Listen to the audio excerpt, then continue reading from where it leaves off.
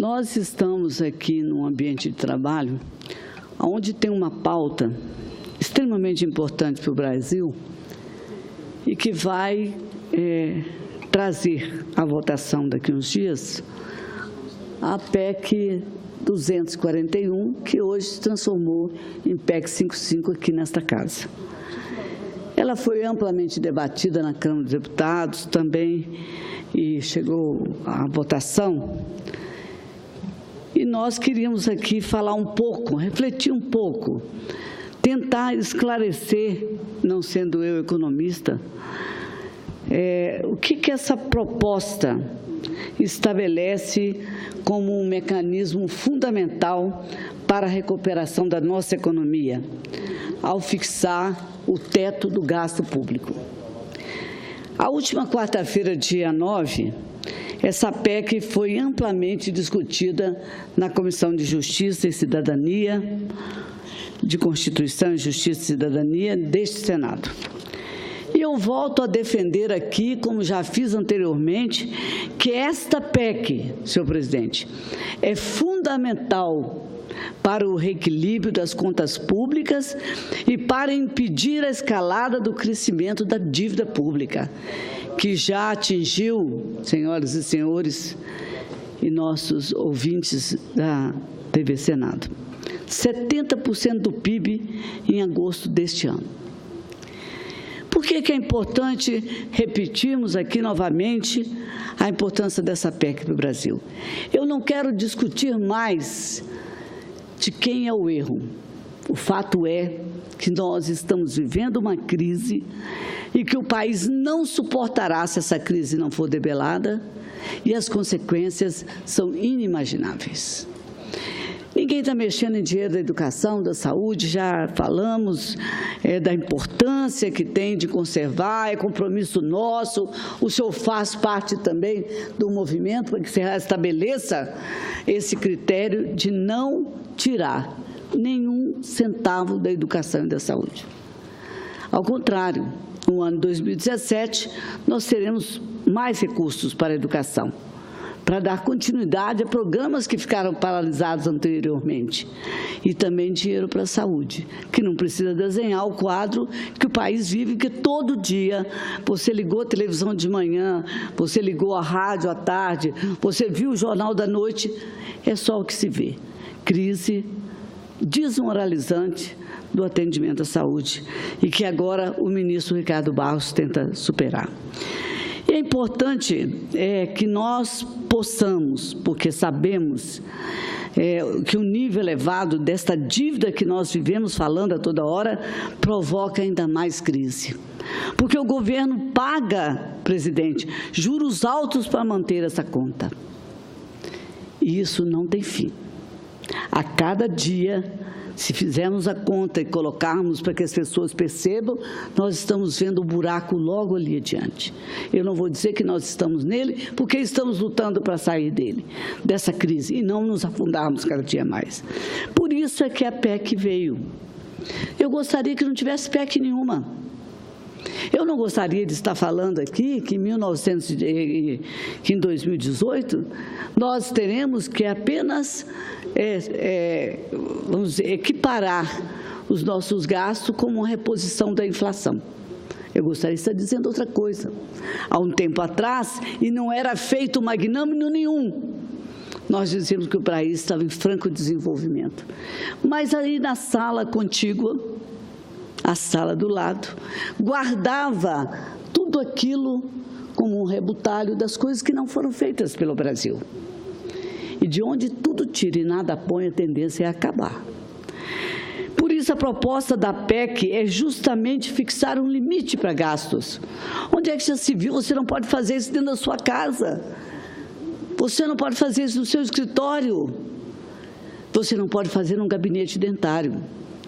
Você comprar material, gastá-lo sem fazer a conta de quanto custa aquele material, quando você arrecada do seu cliente para saber se empata despesa e gastos. Ou seja, a proposta é limitar as despesas e esse crescimento das despesas do governo, estabelecendo um teto igual, anual, de despesas públicas para o Executivo, para o Legislativo, para o Judiciário, além do Ministério Público da União e da Defensoria Pública da União. Essa proposta, senhor presidente, ela foi aprovada na Câmara dos Deputados em 2 turnos. E defendemos, quero deixar claro, que seja aprovada também por este Senado. Ciente que sou das enormes responsabilidades que todos temos frente à grave crise fiscal, econômica que o país atravessa. Seria fácil dizer o contrário. Fim da PEC, não quero saber de PEC, não vamos votar a favor. E as consequências disso? A PEC do gasto público, é o chamado teto dos gastos, ela estabelece que o limite dos gastos públicos, senhor presidente, será o mesmo valor que foi gasto no ano anterior, corrigido pela inflação. Essa é uma maneira de colocar a casa em ordem, ou seja, tirando a inflação, o limite será o mesmo valor do ano que passou. É evidente que não é o melhor dos mundos. Ninguém vai dizer isso. O bom seria que nós pudéssemos investir a cada dia mais, mas não é assim que estamos vivendo. Se esse limite for descumprido, os poderes, os órgãos a eles vinculados não poderão, no exercício seguinte, realizar concursos públicos, reajustar salários ou criar novas despesas, até que os gastos retornem ao limite previsto pela PEC. Isso é importante para definir responsabilidades. Muito se tem discutido, senhor presidente, a respeito do prazo da aplicação dessa PEC. Puxa vida, são 20 anos. O Brasil vai ficar parado 20 anos. A proposta é que tenha aplicação pelos próximos 20 anos, se assim for necessário. No entanto, a correção das despesas poderá ser revista antes disso. Por isso que eu estou sempre alertando, porque esse caso não se aplicou à educação e à saúde.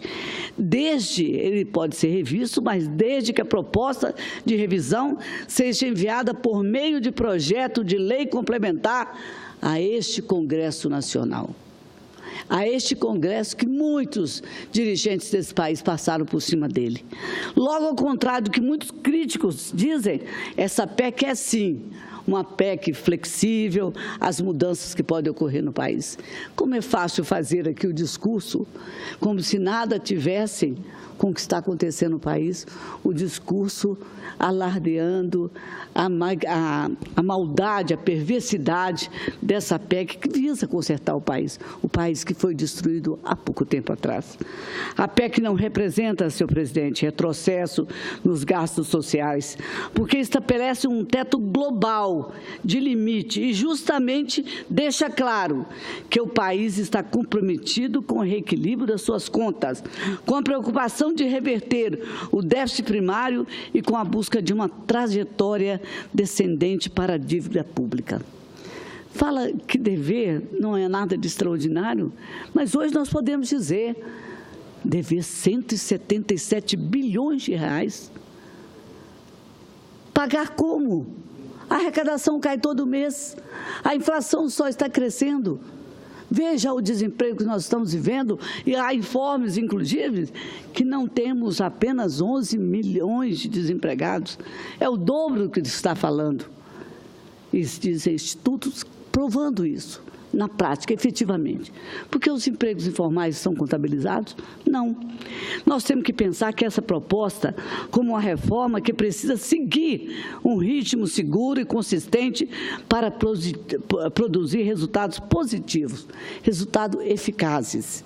Um deles, como dissemos, e rebatemos 1000 vezes aqui na contestação da oposição, é reverter a manutenção do déficit primário. O que ocorre justamente quando o governo gasta mais do que arrecada. Quem ouve falar em déficit primário fala assim, que história é essa que a senadora está falando ali? Eu não entendo nada disso. Eu entendo que eu estou desempregado, mas preciso entender que foi assim a prática do governo, dos governos anteriores. Gastaram mais do que arrecadavam. E aí volto a dizer, de onde tudo tira e nada põe, acaba.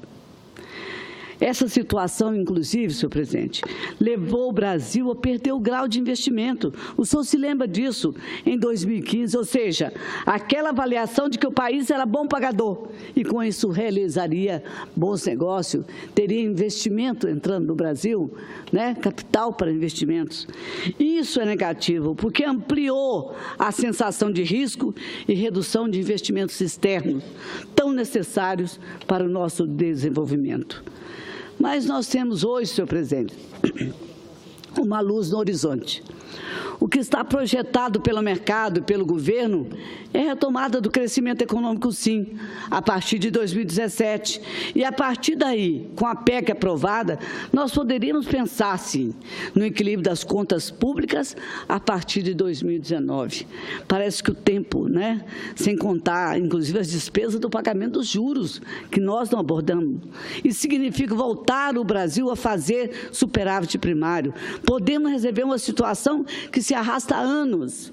Não é novidade que nos quase 30 anos decorrido da Constituição de 88, da qual honradamente fiz parte, os gastos públicos cresceram sem parar.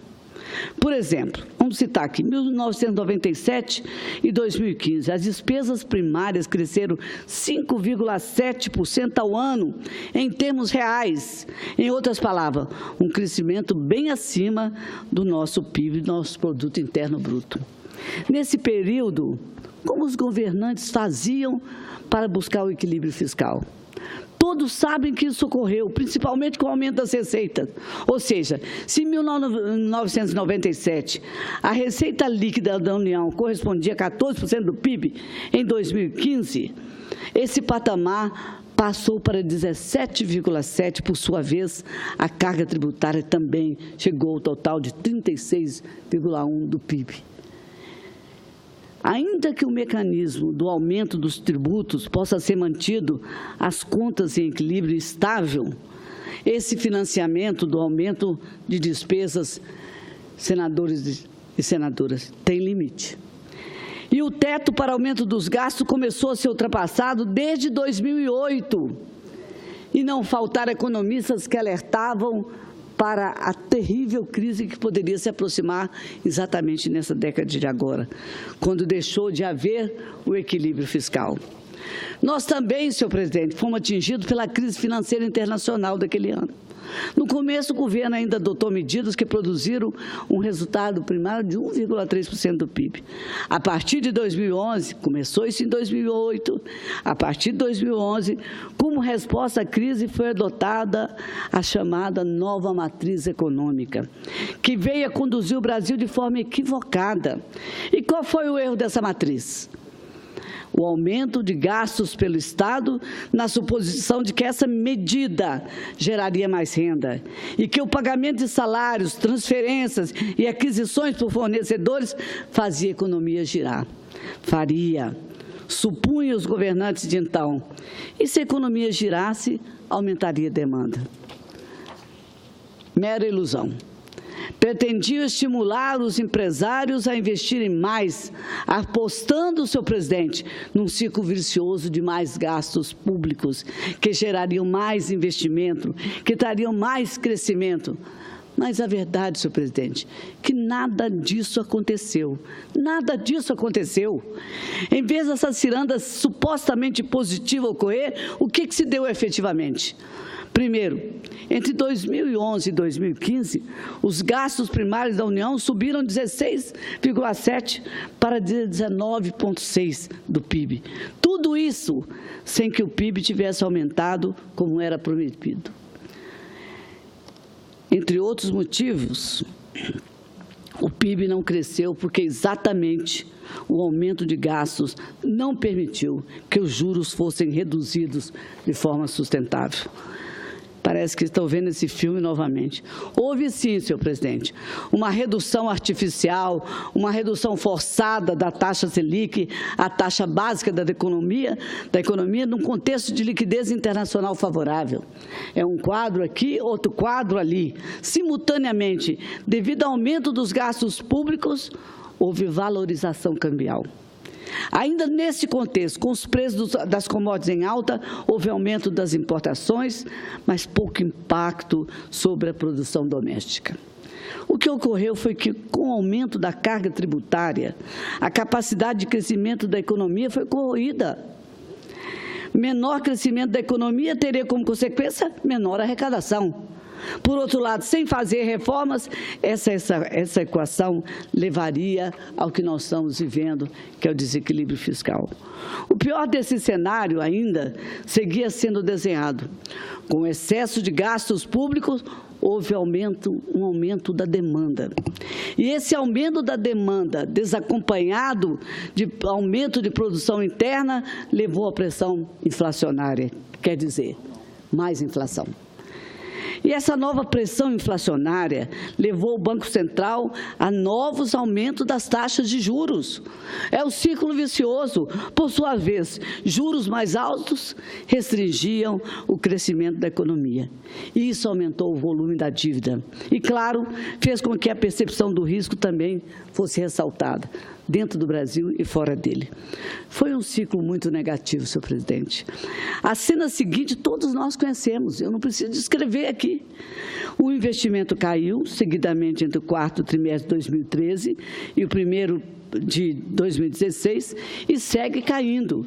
Em 2013 já estava provado que o aumento dos gastos públicos não era favorável à economia, nem ao crescimento do PIB, mesmo que as commodities não estivessem mais estimulando a economia brasileira como antes. O governo continuou em sua perspectiva expansionista de gastos públicos, ou seja, gastando mais do que deveria. Em outras palavras, o governo não cortou despesas, mas abusou de certos recursos contábeis, que eles chamam de contabilidade criativa, que nada tinham de criativa. Ao contrário, apenas esconderam o buraco fiscal do país.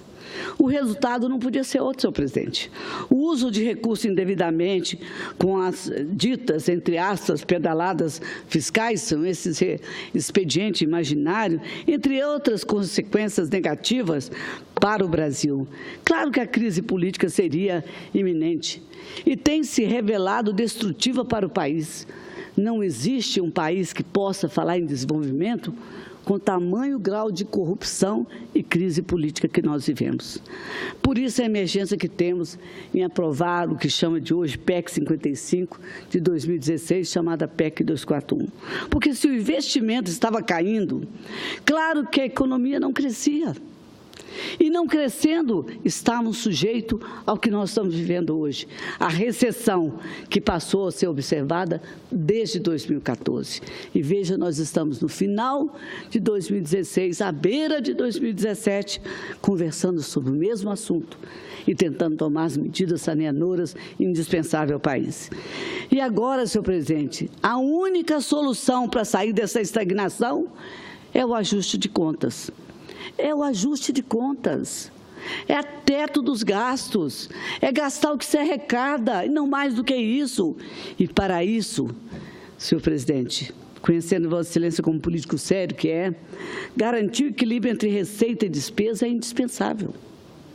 Não tem como ser diferente. Neste momento, esse equilíbrio precisa ser motivado pela queda das despesas. Não há como se falar em gastar o que não se tem.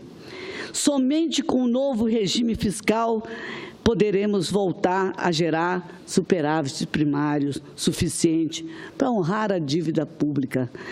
É tão difícil constatar o Brasil desse tamanho, com tamanha riqueza, com esse povo trabalhador vivendo como está vivendo hoje.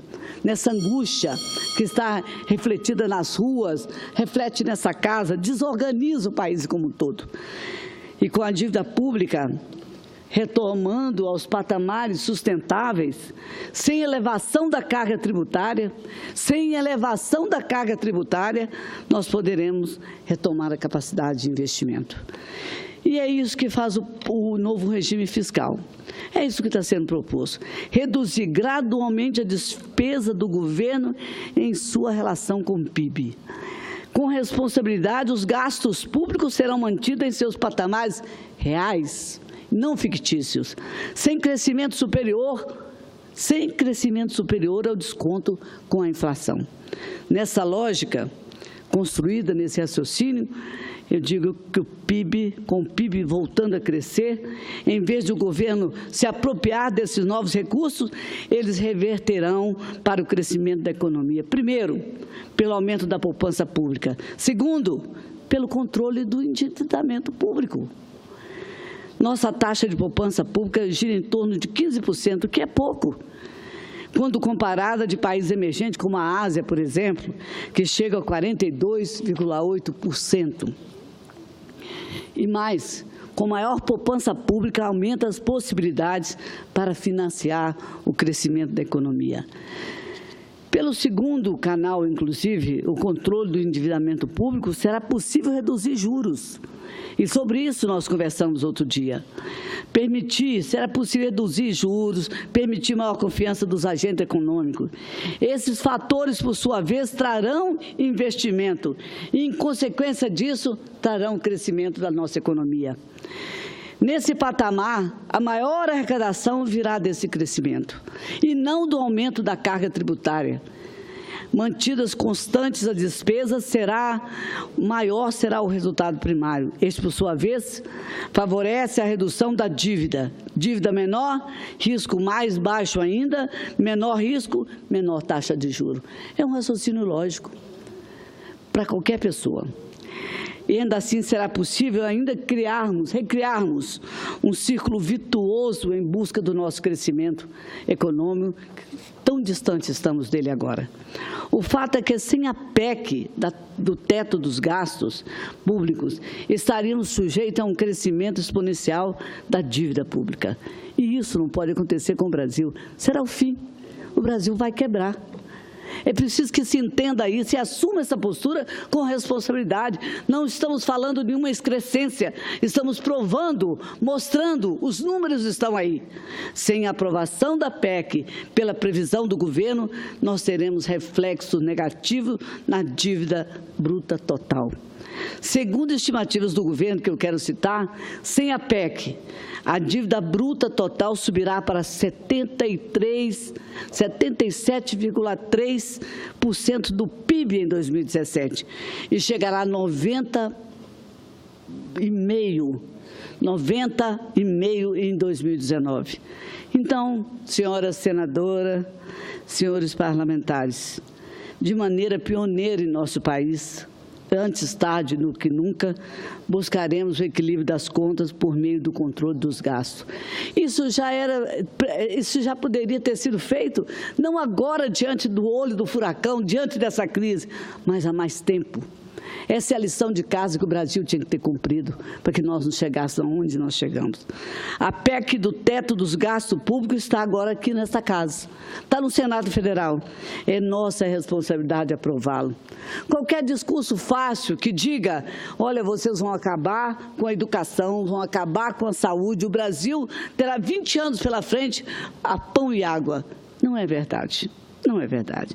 Por isso, nós precisamos aprovar o quanto antes essa PEC, para que o governo possa iniciar sua tarefa e retomar o equilíbrio das contas públicas. Quero ver alguém ter condições de chegar aqui e negar o óbvio, gastar mais do que se arrecada, que é uma prática usual e de muitos governos anteriores. O que está em jogo agora é exatamente o desafio de limitar o gasto à inflação do ano anterior. Para o orçamento de 2017, senadora, o governo dispõe de 1,3 trilhão em gastos primários, sem contar os juros da dívida. Isso aprovados. Desse total, 83, senhor presidente, 0,4 são despesas que o governo não pode cortar. Não pode cortar. E aí estão incluídos os gastos com a Previdência Social, que hoje são responsáveis por mais de 40% do total do orçamento. Ou seja, o governo, e essa realidade não precisa ninguém contestar, basta ver o orçamento, o governo poderá mexer apenas em 16,7% do total do orçamento, que são as chamadas despesas discricionárias.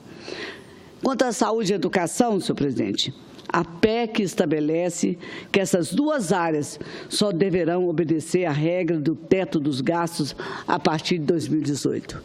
E o orçamento da educação e da saúde poderá subir acima da inflação, desde que respeitando o teto global estabelecido pelo novo reordenamento econômico. Então, se o governo gastar menos em outras áreas, poderá aumentar os recursos de saúde e educação.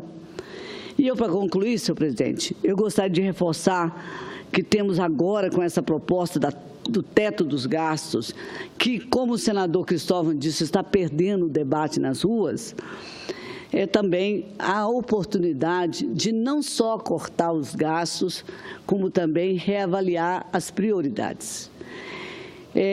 Nós temos um modelo, vamos construir um modelo mais eficiente de gestão. Fazer mais com o mesmo dinheiro, igual falava o senador Cristóvão sobre o tijolo. Você pegar um tijolo e querer fazer duas obras com o mesmo tijolo. Quer dizer, a mistura desse tijolo terá fragilidade e não servirá nem para uma nem para outra. A PEC do teto dos gastos é o caminho da retomada do desenvolvimento e da geração do emprego. Temos que ter consciência e responsabilidade de passar por essas etapas que nós precisamos defini-las, escolhê-las como prioridade e, com responsabilidade, votar para que elas sejam efetivadas. Eu queria agradecer, mas não antes terminar de registrar aqui que hoje houve uma sessão na Câmara dos Deputados sobre a TV Gazeta, a Rede Gazeta, TV Gazeta com 40 anos de comunicação com o povo da minha terra. É uma emissora que se dedica à probidade das informações, tem uma ligação profunda com os problemas sociais, políticos e econômicos da nossa terra, oferece uma visão, eu diria, conciliada com a visão dos movimentos que a sociedade sempre manifesta, tem programas extremamente interessantes como Prometeu Cumpriu, e eles vão lá ver se realmente os administradores não falharam com suas palavras, com seus compromissos junto à população. Então, reiterar aqui mais uma vez meus parabéns à Rede Gazeta pelo trabalho que efetivamente de comunicação faz no meu estado, com compromisso social, responsabilidade pública e, sobretudo, responsabilidade de um veículo que tem que se dirigir, informar e se comunicar diariamente com a população. Senhor presidente, muito obrigada.